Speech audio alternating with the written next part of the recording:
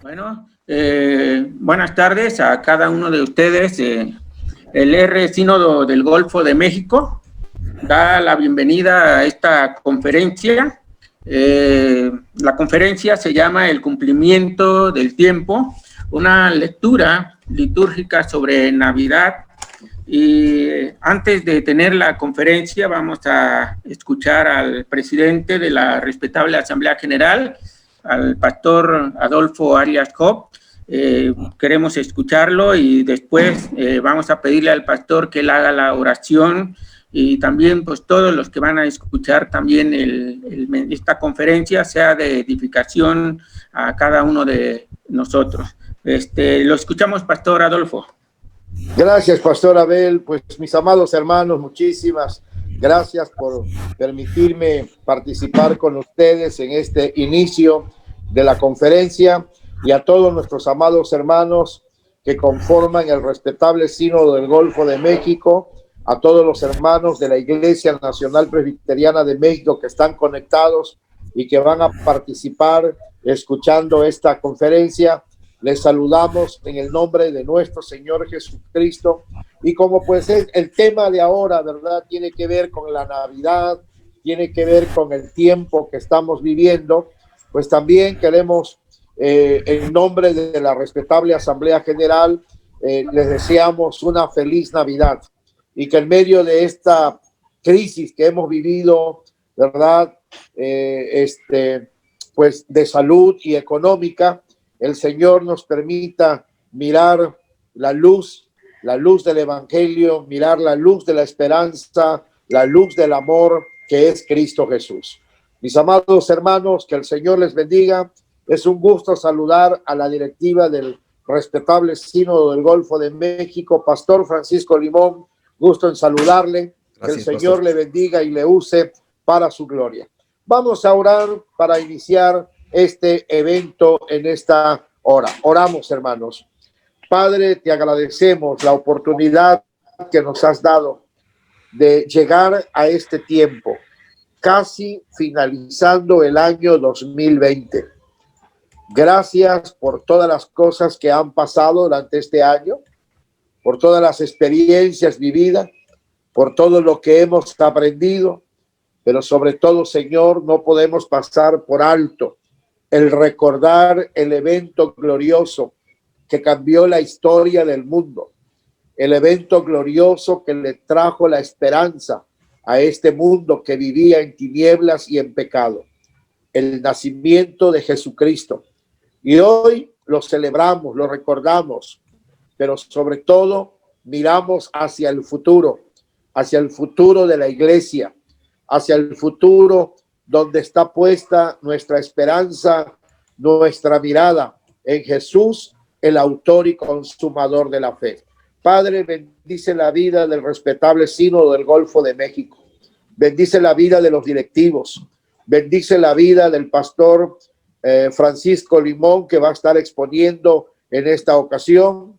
Bendice la vida de tu iglesia en México y en todo el mundo. En Cristo Jesús, nuestro Salvador. Amén. Hermano Francisco Limón, pues queremos darle el espacio para que usted pueda compartir y agradecemos, hermano Adolfo, por su tiempo y también sus palabras. Dios le bendiga, y también estaremos orando por los hermanos allá en Tabasco y Chiapas. Dios bendiga. Gracias, pastor Abel. Sí, gracias. Pues gracias, hermanos, por esta oportunidad. Siempre la idea de poder compartir el Evangelio siempre es bendición para cada uno de nosotros, y agradezco al Señor por la oportunidad de dirigirme también al sínodo a través de este medio. Es una bendición para mí poder compartirlos, y la temática que me han invitado a compartir tiene que ver precisamente con la idea de la Navidad. Sin embargo, yo sé que estamos en la temporada navideña y hay muchas cosas que decir al respecto de ella, pero en particular quería, la propuesta del Ministerio de Educación del Sínodo tiene que ver con generar una lectura litúrgica y cómo es que se contempla el tema de la de la Navidad desde esa perspectiva. Me gustaría, en la medida de lo posible, para los que están en este momento participando a través de esta plataforma, tal vez llevarlo más a modo de un conversatorio, es decir, no solamente hay una conferencia, hay un contenido, por supuesto, pero además que pudiésemos en cualquier momento comentar, preguntar, agregar elementos desde la perspectiva donde cada uno de nosotros estamos, ¿no? Entonces, si Dios nos da de su gracia, este es el tema, y si me permiten, déjenme orar un momento. Padre, bendecimos tu nombre, te damos gracias por el cuidado, la bendición tuya. Gracias por tu presencia, Señor. Gracias porque podemos estar en ti durante este tiempo. Oramos para que seas tú, Señor, glorificado, que tu presencia sea sensible sobre nuestras vidas y danos tú la dirección que tú quieres, Señor, para poder desarrollar este proyecto. En el nombre de Jesús te bendecimos. Amén. Y amén. Gracias a Dios. Bueno, estamos aquí. Este es el tema que nos atañe para esta tarde, y bueno, les decía que me gustaría que lo pudiésemos llevar a modo de una especie de conversatorio donde podamos entre todos comentar, agregar, ir promoviendo ideas acerca de todo esto. Entonces, para mí eso sería lo ideal a modo de un conversatorio. Entonces, quiero empezar con este concepto. De hecho, la idea de hablar de la Navidad no solamente como un evento crístico, sino además con un sentido litúrgico, nos lleva mucho más al terreno, por supuesto, de la Iglesia. Cuando este texto de Gálatas capítulo 4:4 dice así: cuando se cumplió el tiempo señalado, Dios envió a su Hijo, nacido de una mujer y sujeto a la ley, para que redimiera a los que estaban sujetos a la ley, a fin de que recibiésemos la adopción de hijos. Bueno, un primer acercamiento es de que hablar de natividad no solamente significa en sí mismo el Evangelio y quedar circunscrito a la historia de Mateo y de Lucas, porque hablar de la natividad implica hablar no solamente de la encarnación de Jesús, sino también, no solamente de la encarnación, sino al mismo tiempo considerar su misión y el proyecto por el cual vino él a este mundo. Entonces, este texto nos empieza a dar ya algunos signos muy interesantes. En primer lugar, dice, cuando se cumplió el tiempo señalado.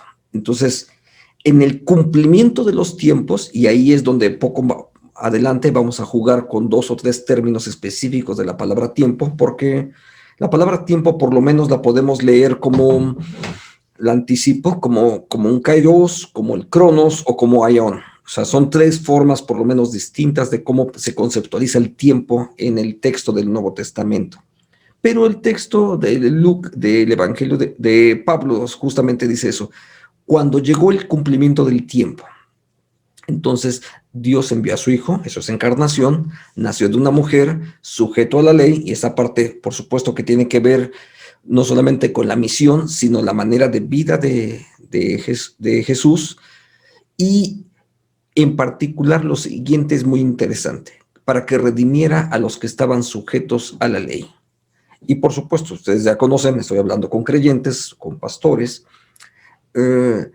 Hablar del cumplimiento de la ley implica precisamente el proceso a través del cual desde el nacimiento Jesús entra en un estado de humillación desde su propio nacimiento. No solamente la humillación es la cruz o la muerte, sino desde su nacimiento ahí hay un proceso de humillación en el cual él se hace obediente a la ley para poder cumplir la ley y en ese sentido poder ser el Redentor. Y Redentor, por supuesto, tenemos que considerar el concepto hebraico de la redención, el Goel, es decir, aquel que asume la deuda.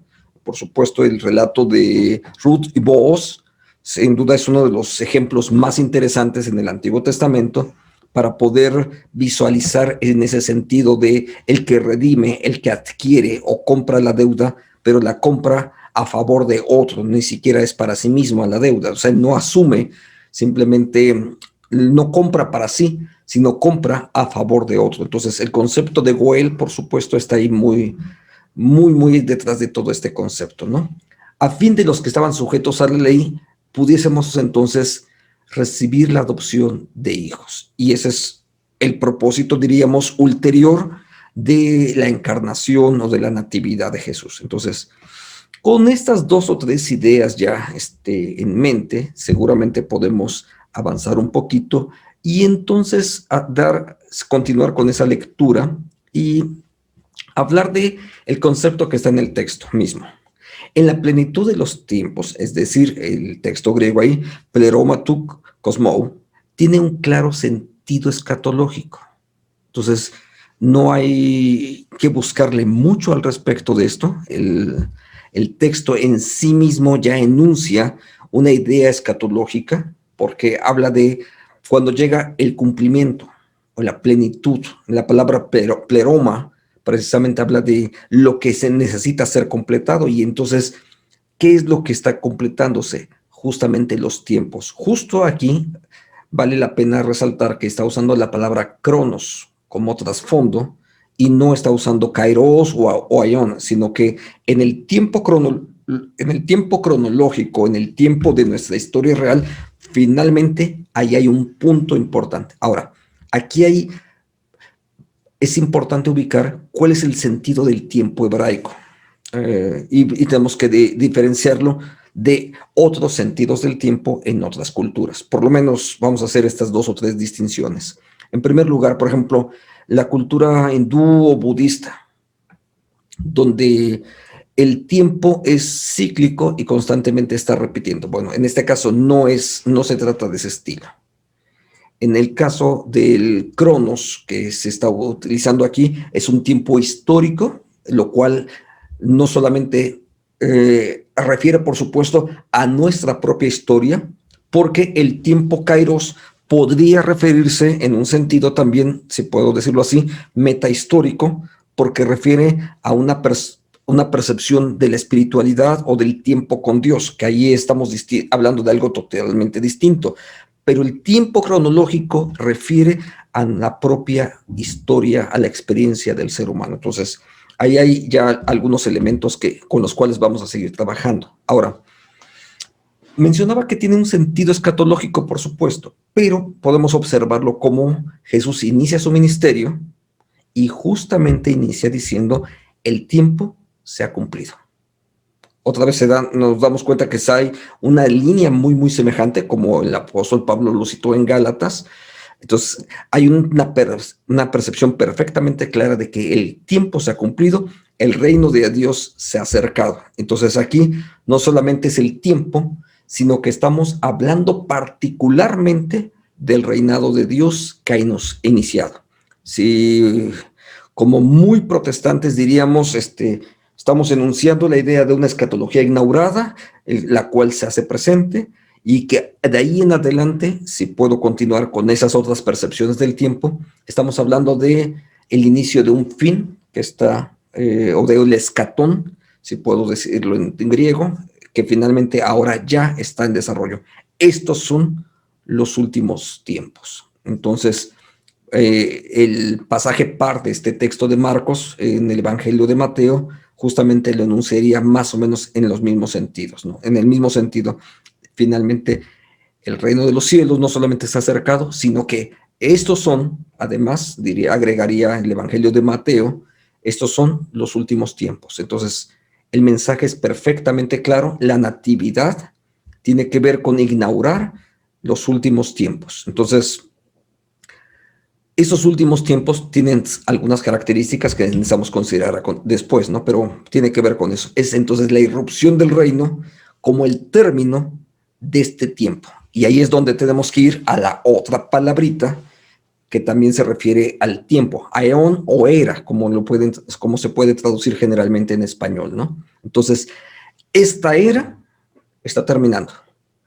Y es que la percepción hebrea acerca del tiempo es precisamente de una historia que va creciendo, es cierto, pero que también hay un cumplimiento exacto en el cual va a terminar. Por supuesto, eso está asociado con el día de Jehová, ¿no? Entonces, el concepto del día de Jehová o el día de Cristo, como la versión que querramos utilizar, finalmente está enunciándose de que el reino de Dios finalmente un día habrá de concluir.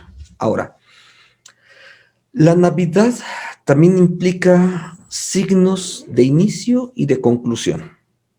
No solamente se trata de algo que se celebra cada año como el arbolito y demás, sino, por supuesto, en el sentido teológico, que es la manera de cómo, teológico-litúrgico, que es la forma en cómo lo estamos abordando en esta tarde, tiene que ver con ese esquema. Entonces, me traté de reponer una especie de círculo con una flecha, una especie de ciclo, para tratar de enunciar lo que sería en el contexto litúrgico, un ciclo litúrgico.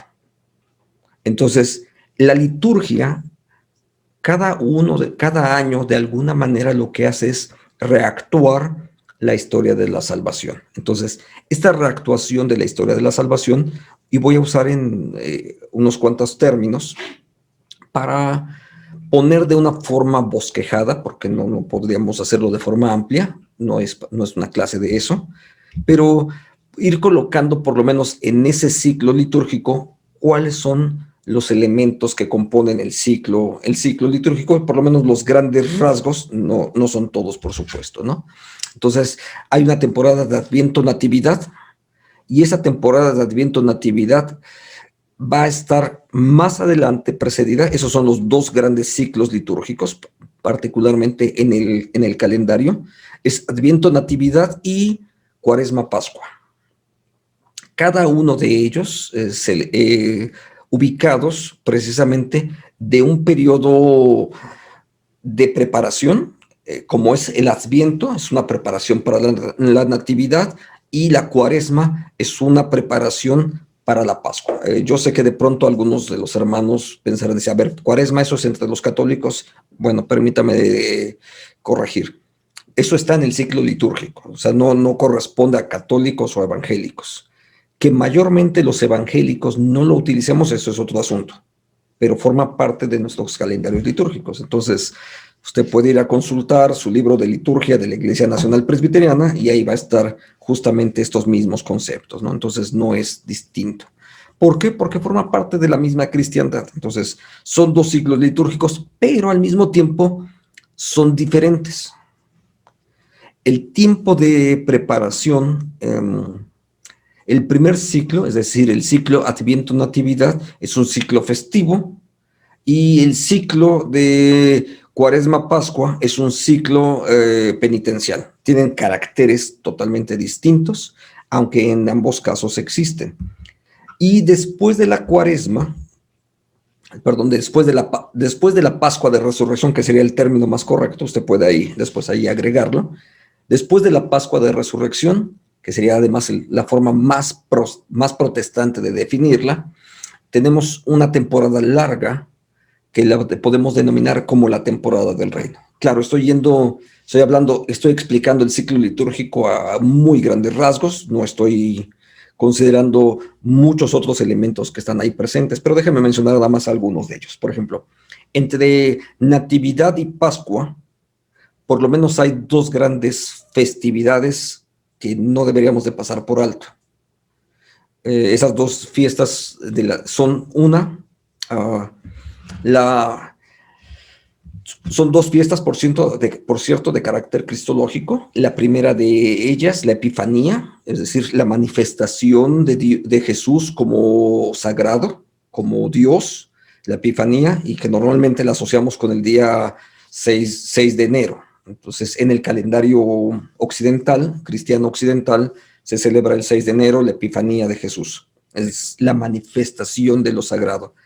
Y el 2 de febrero, que no tiene nada que ver con el Día de la Candelaria, que eso es un absurdo, que culturalmente se ha ido generando, pero es la fiesta de las candelas, que es también otra festividad litúrgica. ¿Cuál?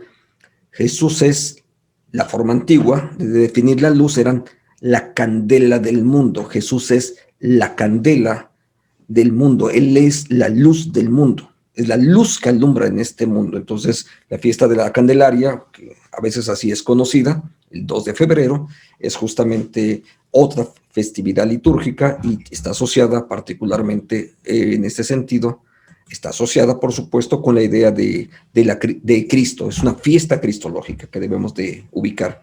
Mientras que en el ciclo, después del ciclo Cuaresma-Pascua, ahí hay por lo menos una festividad que no deberíamos de pasar por alto, porque anuncia el tiempo de la iglesia. Por eso es la época del reino, todo ese periodo después de Pascua. Es justo el Pentecostés. La fiesta del Pentecostés particularmente tiene el énfasis de hablar de la puesta en marcha, si puedo usar ese término, la puesta en marcha de la vida de la iglesia. Entonces es el reino. Ahora, como ciclo litúrgico, por un lado reactúa la historia de la salvación, pero al mismo tiempo el Adviento, la temporada de Adviento Natividad, es ese punto de contacto, si puedo decirlo así, donde se inicia, pero también donde va a concluir. De tal manera que la iglesia, en ese sentido, cuando celebra el ciclo litúrgico, lo que está haciendo es, por un lado, anunciar el nacimiento, eso es bastante conocido, anunciamos el nacimiento, pero también estamos esperando la venida del Cristo. Entonces, ahí estamos hablando entre la primera y la segunda venida y están justamente ahí.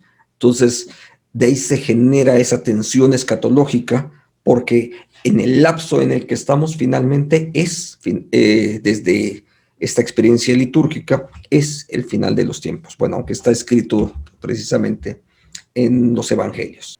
Pero también los judíos tenían una diferencia en ese mismo sentido. Por ejemplo, el calendario litúrgico hebreo empezaba en Pascua, empezaba en la celebración de la Pascua para el 1 de Nisan, y su año civil, si puedo decirlo así, empieza, aunque tiene muchos tintes religiosos, en el judaísmo también, empieza en Rosh Hashanah, que es más o menos por el mes de septiembre, ¿no? Entonces hay también los judíos mantienen 2 calendarios hasta el día de hoy, ¿no?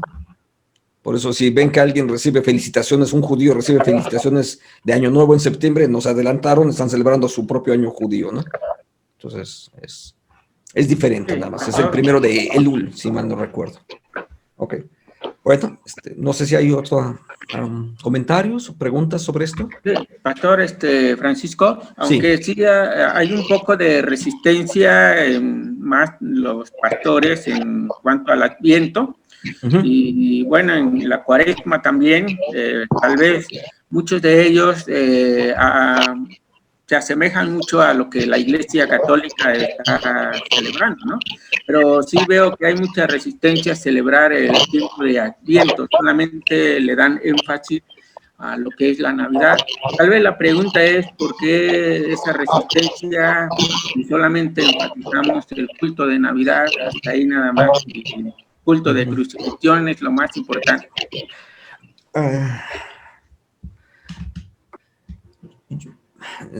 Espero no ser irrespetuoso con nadie, pero yo creo que se debe a una carencia formativa en el caso de los pastores. Voy a hablar de los pastores primero.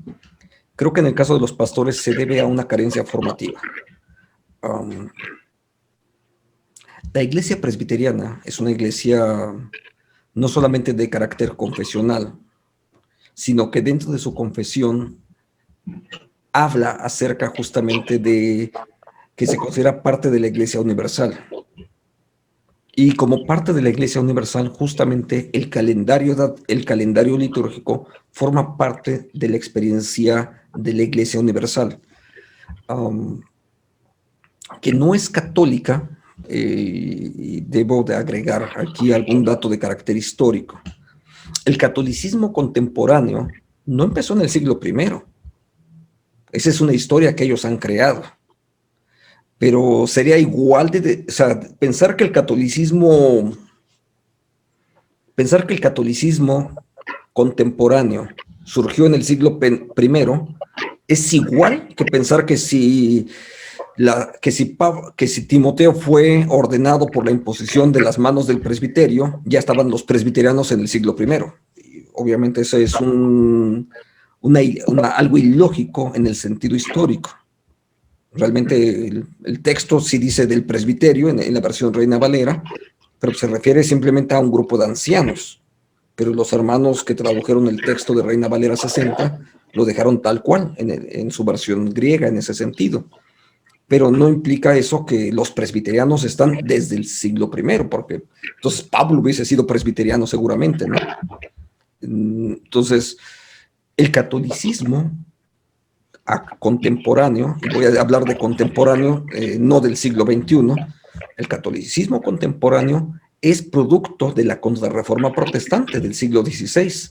La definición católica que hoy en día se utiliza es producto del Concilio de Trento, que ocurrió justamente como producto de la reforma del siglo XVI. Entonces, si habláramos de historia exactamente, pues tendríamos que reconocer que las primeras iglesias protestantes, es decir, anglicanas, luteranas, calvinistas, por lo menos serían más antiguas, aunque sea 20, 30 años, serían 20, 30 años más antiguas que el catolicismo contemporáneo.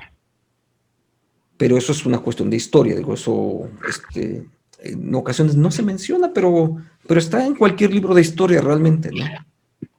El Concilio de Trento es realmente lo que definió el uso de la Vulgata, que todavía se sigue utilizando, en fin, y muchos de los dogmas católicos, incluso algunos de ellos, fueron adoptados hasta principios del siglo XX. Algunos de los, por ejemplo, el nacimiento virginal de María, ¿no? Eso es del siglo XX, de inicios del siglo XX. Durante 19 siglos la Iglesia nunca lo reconoció como oficial, pero eso simplemente es historia. Entonces, sí hay una parte ahí donde no lo ubicamos, o no tenemos cierto rechazo porque lo vemos como católico, y en parte no solamente es por los presbiterianismos, sino en buena medida hay una actitud, insisto, trato de ser respetuoso, pero es una actitud evangelicalista que no reconoce ni siquiera su propia identidad protestante.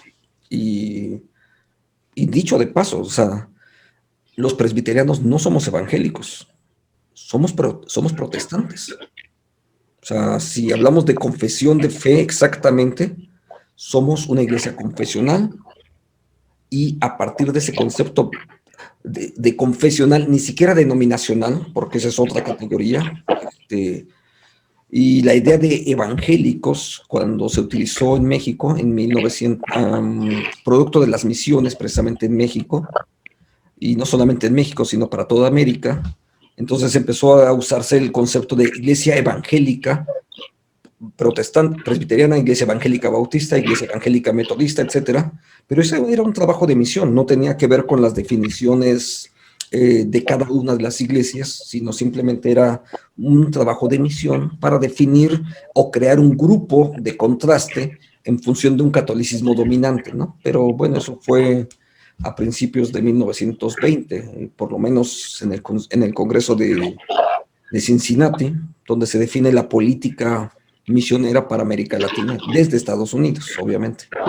Entonces, sí yo creo que sí nos hace falta a veces un poquito de ampliar algunos conceptos, ¿no? Entonces, el Adviento como temporada litúrgica forma parte de nuestros libros de gobierno. Usted puede consultar el libro de gobierno, los libros de liturgia de la Iglesia Presbiteriana, y ahí va a encontrar los mismos conceptos, ¿no?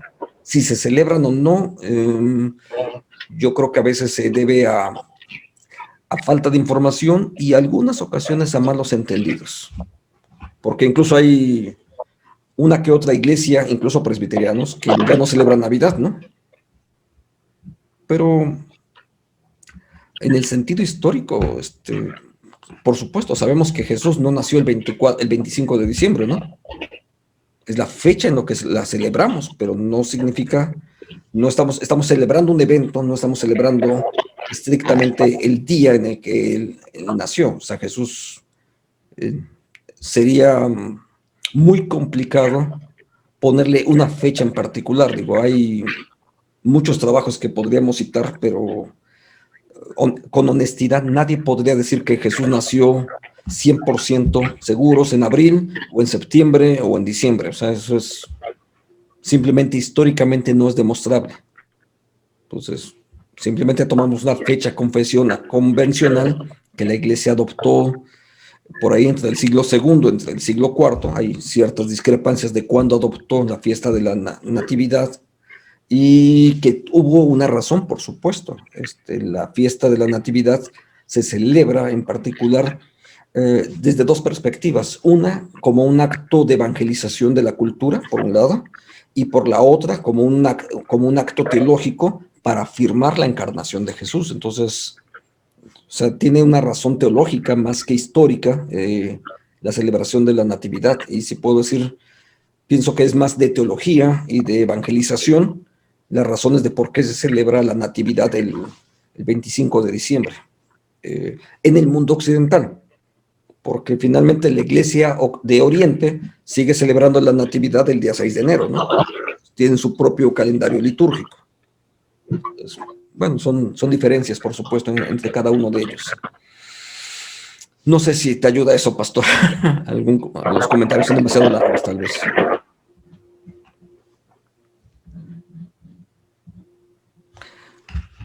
Y no sé si alguno de nuestros hermanos que están acompañándonos tengan alguna otra pregunta, ¿no?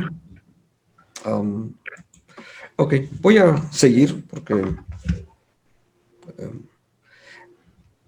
también el tiempo corre.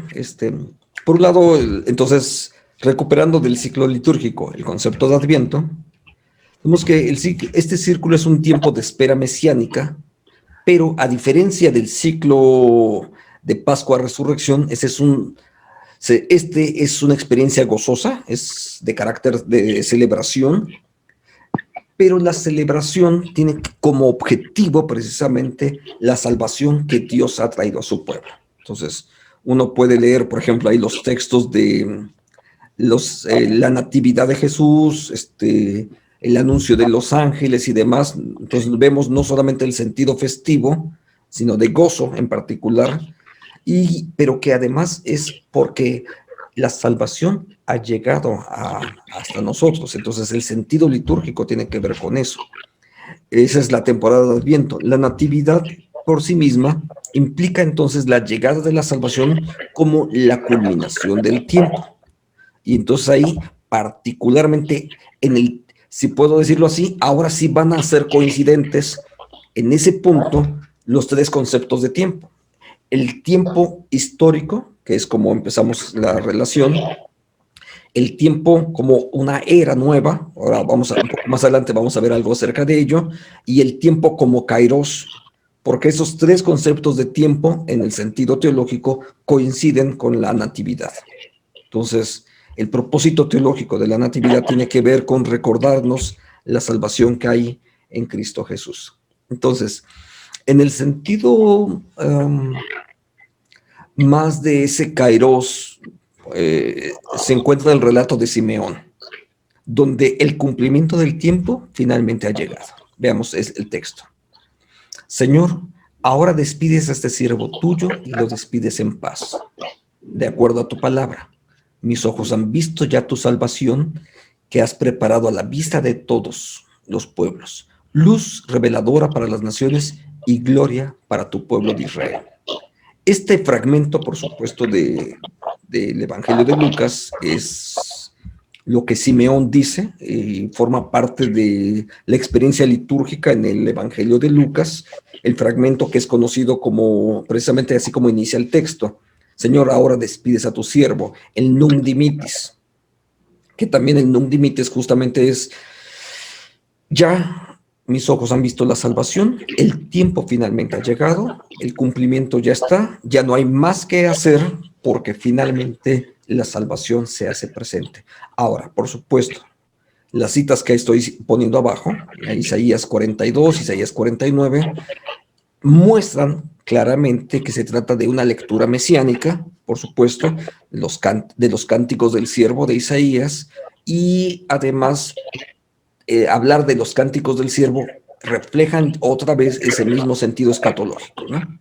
Porque el tiempo finalmente se ha cumplido.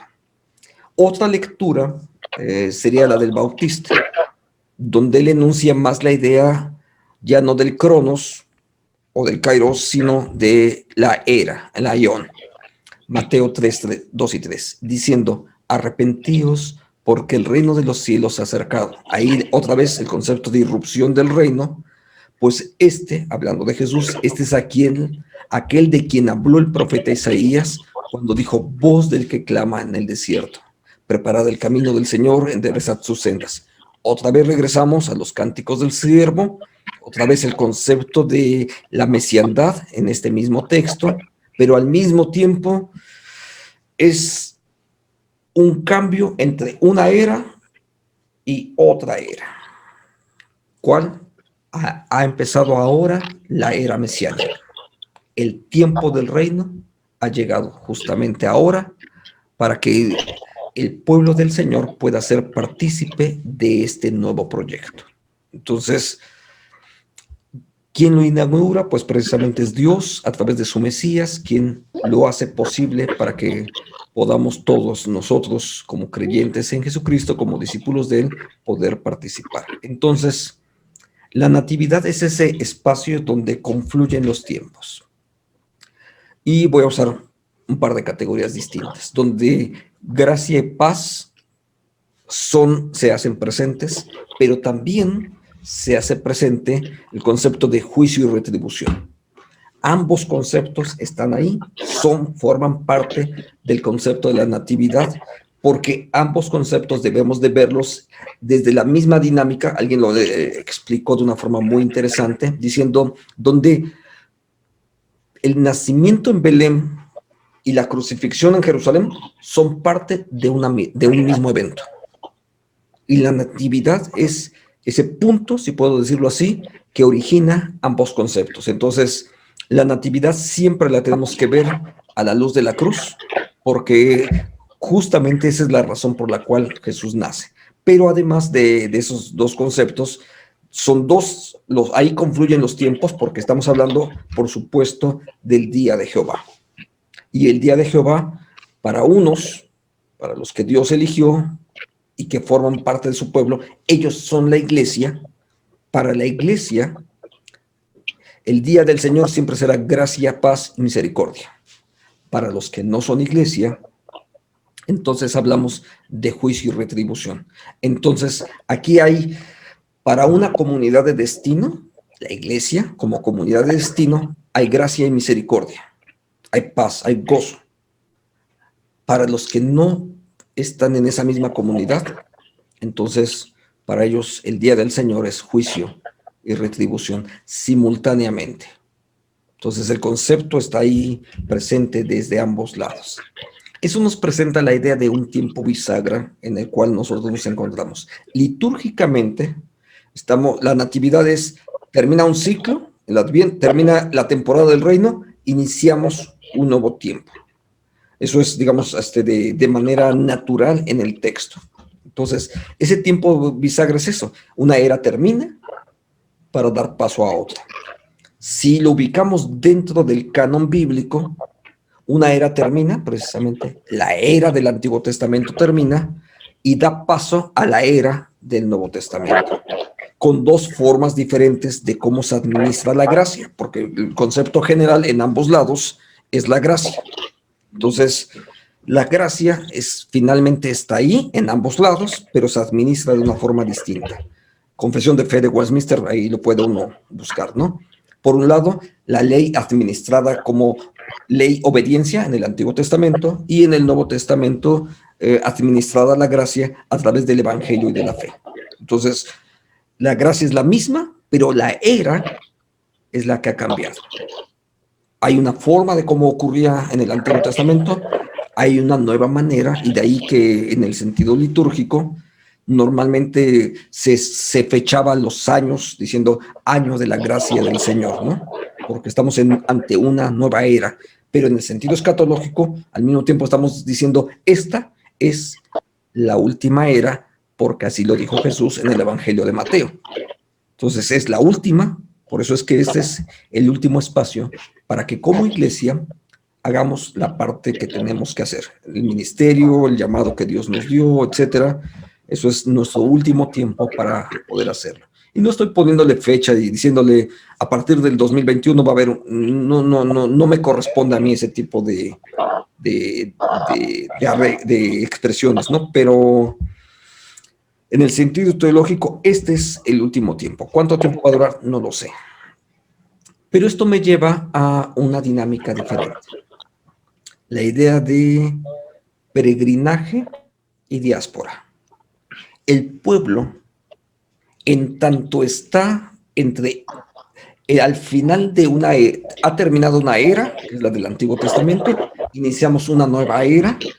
Por supuesto, no estoy hablando aquí del concepto de New Age que se utiliza, que se traduce exactamente igual, pero no se refiere al concepto bíblico que estoy usando. Pero mientras tanto, el pueblo, en ese tiempo que se ha abierto nuevo, en ese tiempo bisagra que se genera, ahora la iglesia se encuentra entre el peregrinaje y la diáspora. Y de aquí, desde dos dinámicas, por supuesto. El texto lo va a enunciar en Primera de Pedro. Amados hermanos, como si ustedes fueran extranjeros y peregrinos, les ruego que se aparten de los deseos pecaminosos que batallan contra el alma. Mantengan una buena conducta entre los no creyentes para que aunque los acusen de malhechores al ver que las buenas obras de ustedes glorifiquen a Dios en el día que nos visite. Ojo con la última parte, porque el concepto de la nueva visitación de parte de Dios está señalando ya, otra vez, ese sentido escatológico es, si puedo ser enfático en ello, estamos hablando de la segunda venida, ¿no? Entonces, ahí está ese énfasis, y el libro del Apocalipsis otra vez mantiene ese mismo esquema.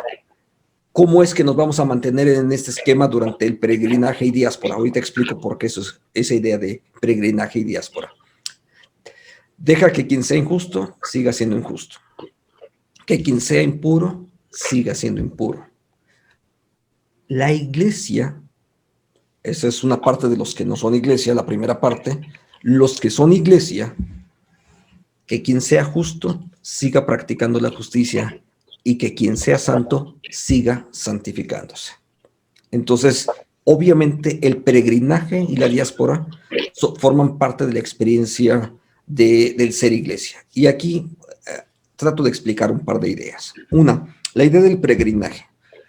Somos peregrinos y hay muchísimas obras cristianas que hablan acerca de ese concepto de peregrinaje. No hemos llegado. El escatón está inaugurado, pero todavía no hemos llegado. Y ahí tendríamos que leer algunos textos más de Tesalonicenses para darnos una idea más clara acerca de este concepto. Pero somos peregrinos todavía en este mundo. Este no es nuestra ciudadanía. Nuestra ciudadanía, diría Pablo, está en los cielos. Mientras tanto, ¿qué es lo que hacemos los creyentes, los discípulos? ¿Qué es lo que hacemos los discípulos? Bueno, los discípulos, mientras tanto, nos portamos bien, somos buenas personas y, como dice este texto, seguimos practicando la justicia y seguimos santificándonos nosotros. ¿Por qué? Porque somos peregrinos. El texto anterior, déjeme regresar al texto anterior. El texto anterior precisamente nos muestra esta idea, esta misma idea. Manténganse, que se aparten de los malos deseos, mantengan una buena conducta entre los que no son creyentes. Entonces, la idea misma de ser peregrinaje al mismo tiempo es seguir en el mismo peregrinaje, siendo signos propios a cada uno de los creyentes, se convierte en un signo de la presencia de Dios en este mundo. Por eso cuando hablamos de una iglesia local, la iglesia es un signo tangible de la presencia del reino en cada una de las comunidades. Eso es una iglesia local. La iglesia local es eso, es un signo de la presencia de Dios que está ahí actuando en una sociedad específica.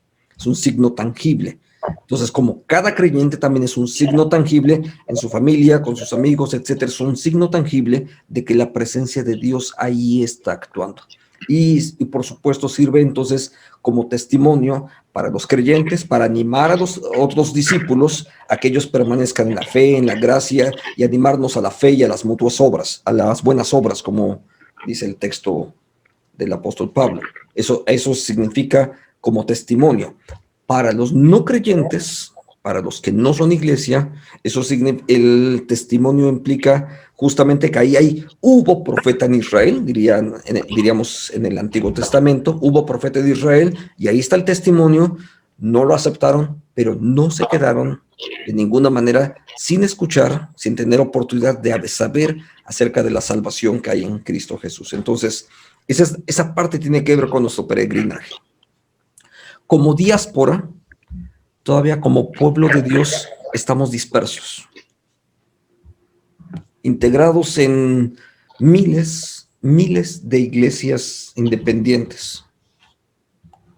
Todavía como pueblo de Dios estamos dispersos por todo el mundo, a veces incluso hasta en conflicto con nosotros mismos, entre nosotros mismos.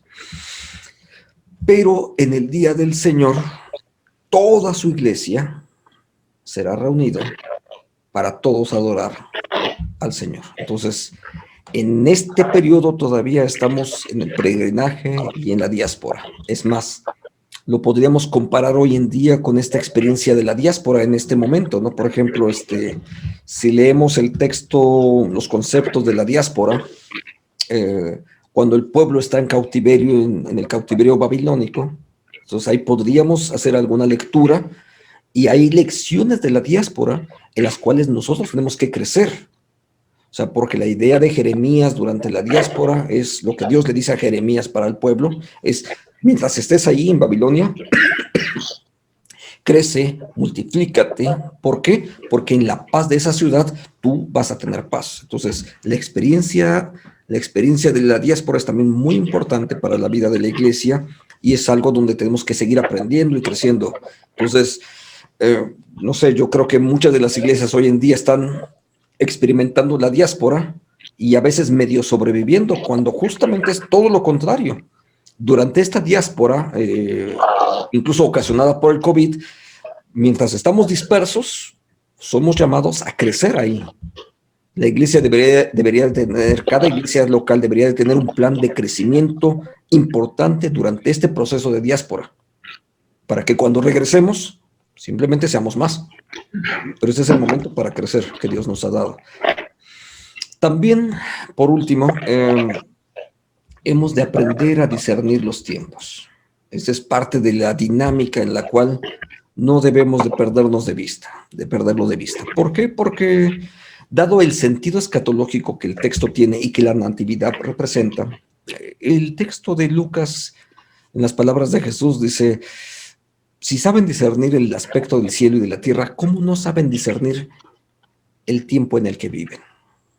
Dios nos ha llamado justamente no solamente a celebrar, recordar el nacimiento, sino darnos cuenta que hay signos que están en derredor de nosotros, no solo de una descomposición social, sino de la urgente necesidad de la presencia de Dios tangible, sensible, para la experiencia de muchísimas personas que están en el derredor nuestro.